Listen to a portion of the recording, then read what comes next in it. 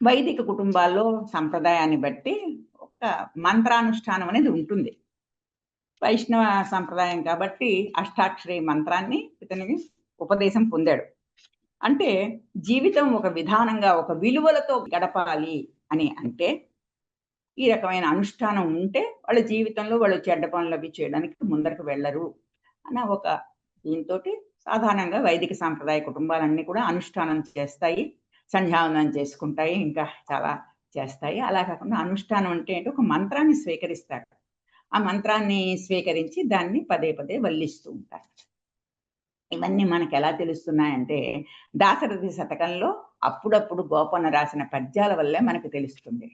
ఈసారి ఈయనకి గురువు అవ్వదు, ఈయనకి ఎవరు ఉపదేశం చేశారు అని చెప్పి చేస్తే రఘునాథ భట్టాచార్యుల వద్ద కావ్య పంచకం అభ్యసించి కవితా వ్యాసంగానికి కావలసిన ఛందస్సు నేర్చుకున్నట్లుగా తెలుస్తుంది. ఆ రఘునాథ భట్టాచార్యులు అంటే వైష్ణవ సాంప్రదాయం.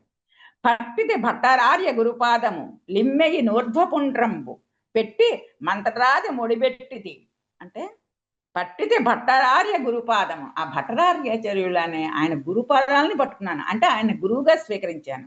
లిమ్మెయి నిర్ధ్వపుండ్రంబు ఈ నామాలు వైష్ణవ నామాలను స్వీకరించాను.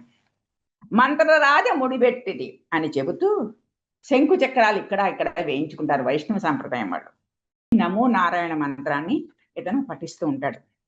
ఈ దక్షిణాది నుంచి చాలా కుటుంబాలు వస్తాయి. ఎందుకు వస్తాయి అని అంటే ఈ వైష్ణవ దేవాలయాల్లో పూజారులు ఉంటారు. రోజు నిత్యం అనుష్ఠానం చేసి నిత్యం పూజలు చేసే వ్యక్తులు ఉంటారు. ఏది జరిగినా, తుఫాను వచ్చినా, వర్షం వచ్చినా, వరదలు వచ్చినా దేవాలయంలో పూజలు ఆగకూడదు. అది ఒక నియమం. ఆ రకమైన దైవ సేవ చెయ్యాలి అంటే మరి మామూలుగా ఉన్న పూజారులకు అందరూ కూడా మామూలు సామాన్య జనం కదా వాళ్ళకి ఇళ్లలో ఎవరైనా చనిపోయినా, ఇంట్లో పురుడు అవన్నీ వచ్చినా కూడా వాళ్ళందరికీ కూడా మైల వస్తుంది. అంటే కొన్ని రోజుల పాటు వాళ్ళు ఇంకా పూజలు నిర్వహించడానికి వీల్లేదు. అలాంటి సందర్భంలో ఒకళ్ళ నుంచి ఇంకొకళ్ళు చేయడానికి వాళ్ళని తప్పించంటే ఒక 2-3 సంవత్సరాలు వాళ్ళని పక్కన పెట్టి చేయడానికి అని చెప్పేసి ఒక 4-5 వంశాల వాళ్ళని, ఎందుకంటే వంశాన్ని బట్టే వస్తుంది కదా, ఆ ఇంటి పేరుని బట్టే వాళ్ళందరికీ కూడా ఆ మైలులు అవి ఉంటాయి. అందుకని చెప్పేసి రకరకాల వంశాల వాళ్ళని, గోత్రాల వాళ్ళని తీసుకుని వచ్చి అక్కడ ఉంచుకుంటారు. ఈ దక్షిణ ప్రాంతం నుంచి ఎవరైనా సరే ఓ గుడి ఉందంటే ఆ గుడి చుట్టూ ఎంత వైభవం ఉండాలి. మరి ఉండలేకుండా ఊరికే గుడి కడతాను, సాయంకాలం దీపం పెడతానంటే అవదు. మన ఇళ్లలో పూజలు కావు దేవాలయాలంటే, వాటికి చాలా నియమం నిష్ఠ ఉంటాయి. మరి ఆ రకంగాను చాలా మంది ఒక వైష్ణవ సాంప్రదాయానికి చెందిన వాళ్ళు ఈ సూళ్ళూరుపేటలో ఇక్కడ ఇప్పటికీ ఉంటారు అని చెప్పేసి చెప్తుంటారు. ఆ వాళ్ళ దగ్గర ఈ వైష్ణవ సాంప్రదాయాన్ని తీసి మరి ఎవరి దగ్గర నేర్చుకున్నారో ఈ అనుష్ఠానం చేయడానికి నమో నారాయణ అని అష్టాక్షరి మంత్రాన్ని ఈయన తెచ్చారు. అది తను స్వయంగా దాశరథి శతకంలో గోపన్న రాసుకున్నాడు. దాశరథి కరుణాపయోనిధి అంటూ క్షీరమ సీతగాగ నిజ సేవక బృందము వీర వైష్ణవాచార జనంబుగాగా. కొన్ని వైష్ణవ కుటుంబాలు ఆంధ్రదేశానికి, తెలంగాణ ప్రాంతానికి దక్షిణాది నుంచి వచ్చి ఉన్నాయి అని ఈ భట్టార్ల వాళ్ళు రామదాసు గురువుగా ఉన్నారు. నాయనగూడెం అనే ఊళ్ళో ఈ ఖమ్మం దగ్గర ఉన్నారు వీళ్ళు ఇప్పటికీ సూళ్ళూరుపేట వెళ్ళే దారిలో అని చెప్పేసి చెప్తారు. సో వాళ్ళ దగ్గర ఈయన అష్టాక్షరి మంత్రాన్ని నేర్చుకున్నారు అని చెప్పేసి నేర్చుకున్నట్లుగా స్వయంగా ఆయన దాశరథి శతకంలోనే రాస్తే మన వాళ్ళు ఏమన్నారు, కబీర్ దగ్గర నేర్చుకున్నాడు. కానీ చరిత్ర ఏం చెప్తుందంటే ఈ కబీర్కి మన రామదాసు పుట్టిన దానికి 200 సంవత్సరాల తేడా ఉంది. అందుకని ఎట్టి పరిస్థితుల్లోనూ ఈ కబీర్ దగ్గర నుంచి ఈ మంత్రం నేర్చుకున్నాడు అన్న విషయం నిజం కాదు.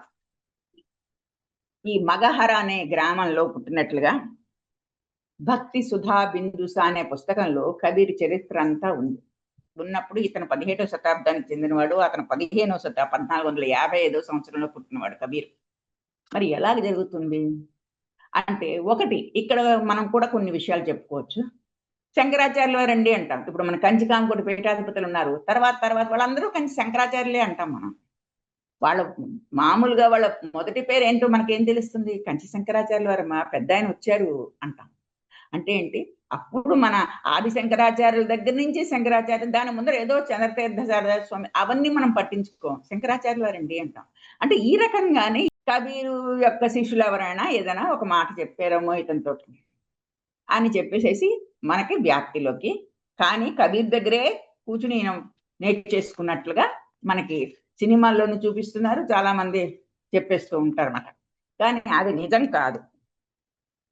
కబీరు మరణించే నాటికి రామదాసు జన్మించలేదు. అందుకని ఆయన గురువు అయ్యే ప్రసక్తే లేదు. పైగా ఇంకొకటేంటంటే వీళ్ళకి వ్యక్తిత్వంలో చాలా తేడా ఉంది. కబీరు విగ్రహారాధనకు పూర్తిగా వ్యతిరేకం. ఏమంటాడంటే, మన ఇంట్లో ఉన్న తిరగలనెందుకు పూజించాం మనం? అక్కడికెళ్ళి గుళ్ళోకెళ్ళి రాతి విగ్రహాన్ని పూజించామా అయితే, మన ఇంట్లో తిరగలిని కూడా పూజించొచ్చు కదా మనం. తిరగలి రోజు మనకి తిండి పెడుతుంది కదా! అంటే ఒక రకమైన విగ్రహారాధన వ్యతిరేకత కూడా. అక్కడ రాయికెళ్ళి దండం పెడితే ఆయన మనకన్నీ ఇచ్చేమా అయితే ఇక్కడ తిరగలికెందుకు దండం పెట్టవు? అంటాడు. ఇలాంటి విగ్రహారాధనకి వ్యతిరేకమైన కబీరు విగ్రహారాధన చేసి తనకి తాను అందరికీ ముక్తి మార్గం చూపించిన రామదాసుకి ఏ విధంగా గురువు అవుతాడు? అవడానికి అవకాశం లేదు. రామదాసు విగ్రహారాధనకు వ్యతిరేకి కాడు. విగ్రహారాధన ఎంతో ఆయన ప్రీతి చెందాడు. తర్వాత ఆ విగ్రహాలకి నగలు చేయించాడు. విగ్రహాలకి ఇవి ఉత్సవాలు చేశాడు. సో వీళ్ళ వ్యక్తిత్వంలో ఇంత తేడా ఉంది కాబట్టి ఇది నమ్మవలసిన విషయం కాదని చెప్పాల్సి వస్తూ ఉంటుంది. కొంచెం నేను రిసెర్చ్ చేశాను కాబట్టి నేను మాటలని కొంచెం ధైర్యంగా చెప్పగలుగుతున్నాను. తర్వాత ఏమిటో మళ్ళీ చూద్దాం.